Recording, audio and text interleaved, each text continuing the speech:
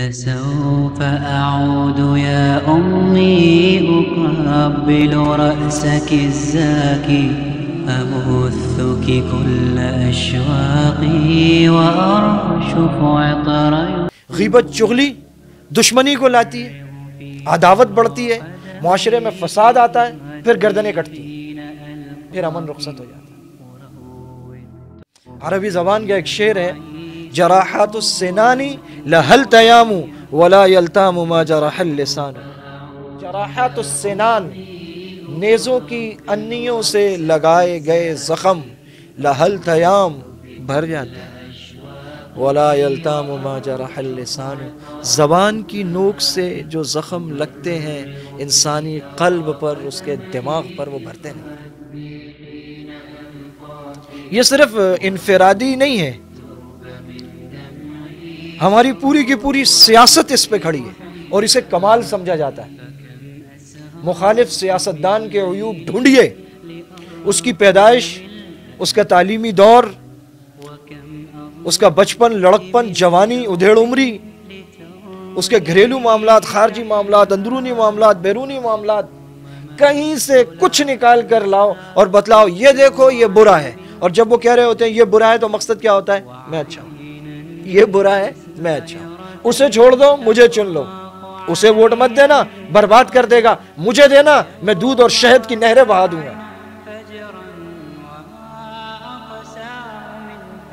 زمام اقتدار ان کے ہاتھ میں، قوت فیصلہ ان کے ہاتھ میں، جو سب سے اچھے چغل خور ہیں، جو سب سے زیادہ بہترین طریقے سے الزام لگاتے ہیں، وہ الزام لگا کر سامنے والے کو رسوا کر دیتے ہیں اور خود جیت کر آ جاتے ہیں، اور ہم اپنی زندگیوں کے فیصلے ان کے ہاتھ میں سونپ دیتے ہیں۔ اور یہ اجتماعیت اٹھی ہے انفرادیت سے۔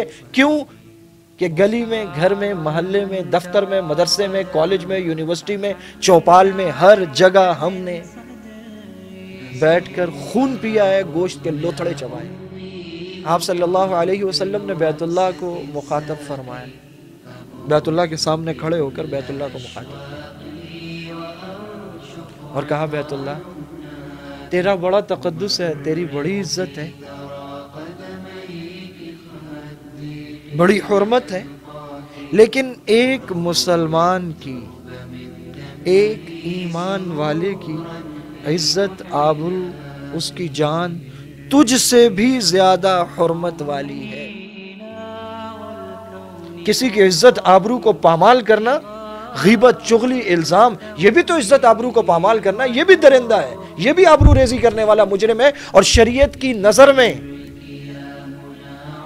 اس آبرو ریزی کرنے والے کو یہ نہیں کہا گیا کہ یہ خون پیتا ہے اور مردے کا گوشت کھاتا ہے، اسے کہا گیا مردہ بایمانہ بھی کہ وہ بھائی تو یہاں موجود ہے نہیں کہ تمہاری بات سنتا اور اس کا جواب دیتا، تو گویا کہ مردہ ہے اور تم پی رہے ہو خون اس کا اور گوشت کھا رہے ہو، جان نکال رہے ہو، آبرو ریزی کر رہے ہو۔ نوجوانوں میں فیشن بن گیا ہے اپنے نوجوان دوستوں کے ساتھ بیٹھ کر اپنے والد کے بارے میں یہ کہنا کہ وہ بڑے سخت ہیں، وہ یوں ہیں، وہ فلاں ہیں، وہ فلاں ہیں، وہ فلاں ہیں۔ یہ فیشن بن گیا ہے۔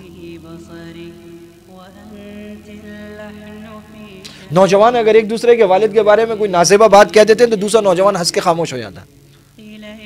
ایک دوسرے کے والد کے نام رکھے ہوئے نوجوان لڑکوں نے، تمہارے ابا ہٹلر ہیں، تمہارے ابا فلاں ہیں، تمہارے ابا فلاں ہیں، نام رکھے ہوئے ہیں۔